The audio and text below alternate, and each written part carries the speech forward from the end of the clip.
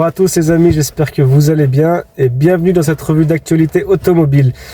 Aujourd'hui, je voulais vous parler des dernières news de chez Mercedes. Mercedes qui, il y a quelques semaines, avait annoncé une baisse d'activité assez énorme chez eux, avec un bénéfice qui a chuté de 50%, donc ils se sont pris un sacré coup de sabre.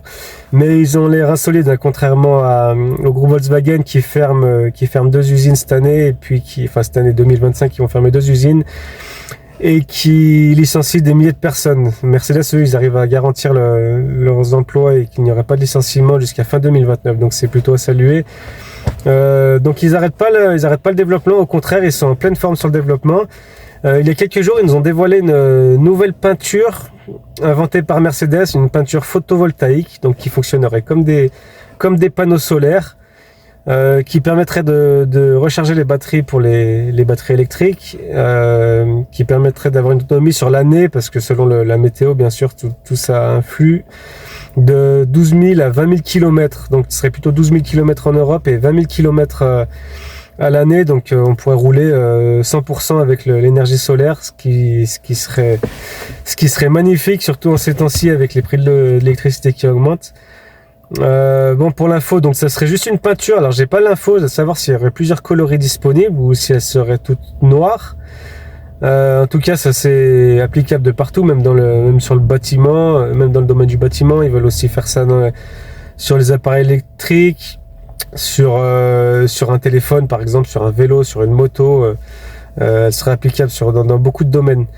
L'avantage qu'il y a sur les voitures, on va revenir à nos moutons, hein, ce qui nous intéresse c'est l'automobile. Sur les voitures, c'est qu'elles se rechargeraient du coup même garées. Donc ça veut dire que vous garez votre voiture, vous la mettez pas au garage bien sûr, et puis elle va se recharger toute seule, et puis ça permet de rouler à 100% avec l'énergie solaire, ce qui serait pas mal à voir si tout fonctionne. En tout cas, ils arrêtent pas de nous surprendre. En deuxième point, ils ont sorti aussi un nouveau système de frein pour les véhicules électriques, à savoir que les véhicules électriques ont plus d'émissions de particules fines, surtout au niveau des pneus et un tout petit peu au niveau des freins, grâce au système régénératif qui fait moins fonctionner les freins. Donc là, ils ont inventé un système de freinage qui exclut le disque et étrier traditionnel. Ce serait un système de freinage complètement fermé, attaché au groupe motopropulseur. Donc on enferme les particules fines issues du freinage qui n'iraient pas dans l'atmosphère. Donc ça les aiderait pour atteindre leur norme de pollution. Les avantages, c'est qu'il y a déjà plus de disques et de freins aux 4 coins de la voiture, donc sur chaque roue. Donc on gagnerait 90 kg à peu près sur une voiture, ce qui n'est vraiment pas négligeable, surtout pour les véhicules électriques qui sont très lourds. On peut aussi aérodynamiquement avoir des jantes pleines, puisqu'il n'y a plus besoin d'aérer les roues pour refroidir le freinage. Donc du coup on gagnerait en efficience aérodynamique aux roues, ce qui changerait aussi le design. On pourrait un design plus sympa. Les masses non suspendues aussi seraient réduites. Donc pour le comportement dynamique, c'est vraiment top. Donc pour l'instant, il n'y a pas d'officialisation, c'est pas prévu d'y sortir sur un véhicule, mais le système est là et il est fonctionnel.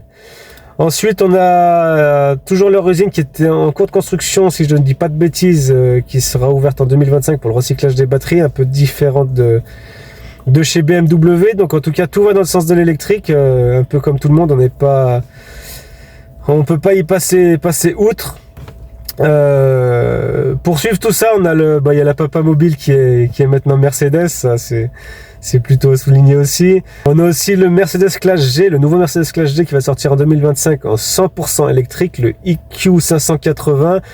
Ce qui est plutôt surprenant de la part de Mercedes. Enfin bref, tout ça va dans le sens de l'électrique, hein. Les constructeurs n'ont plus le choix malheureusement les amis, mais bon, c'est toujours pas mal à souligner.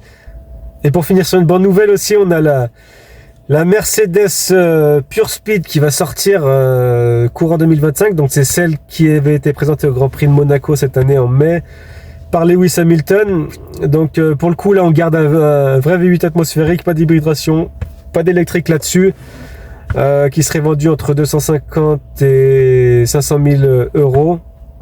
Donc ça reste, c'est une supercar qui reste avec un V8, un vrai V8 thermique qui est une boîte automatique 9 rapports avec, je pense que c'est la seule voiture de série qui sortirait avec un halo en acier.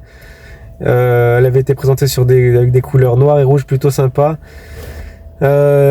Produite à 250 exemplaires, donc c'est plutôt sympa. Et puis c'est tout pour moi les amis. À bientôt. Ciao ciao.